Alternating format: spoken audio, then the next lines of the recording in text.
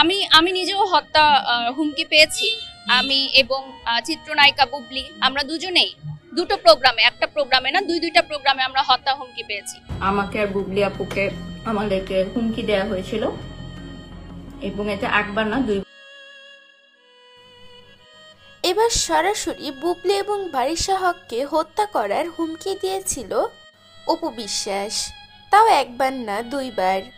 আসলে কি হুমকিটা অপু বিশ্বাসী দিয়েছে? প্রিয় ভিউয়ার্স, এ বিষয়ে বিস্তারিত জানতে ভিডিওটি না টেনে সম্পূর্ণ দেখতে থাকুন। সম্প্রতি বারিশা হক একটি লাইভে বলেছে যে বুবলি এবং তাকে নাকি হত্যার হুমকি দেওয়া হয়েছে, তাও একবার নয় দুইবার। এই বিষয় নিয়ে আমি বা বুবলি আপু দুজনের একজনও কথা বলতে চাইনি, যেহেতু বিষয়টা অনেক সেন্সিটিভ। কিন্তু যেহেতু এখন সেই বিষয়গুলো লিক হয়ে গিয়েছে, তাহলে গোপন রেখে লাভ কি? সবাই ভাবছে হয়তো নিজের জায়গাটা ফিরে পেতে অপবিশ্বাসে এই কাজটা করেছে। আমি এটাই বুঝলাম না, বুবলি আর বারিশার এই কাহিনীর মধ্যে অপু কিভাবে জড়িয়ে গেল। তার তো এরকম জড়ানোর কোনো কথাই আসে না। যাই হোক, বারিশা আরও বলেন, এগুলো সব আগেরই পরিকল্পনা ছিল।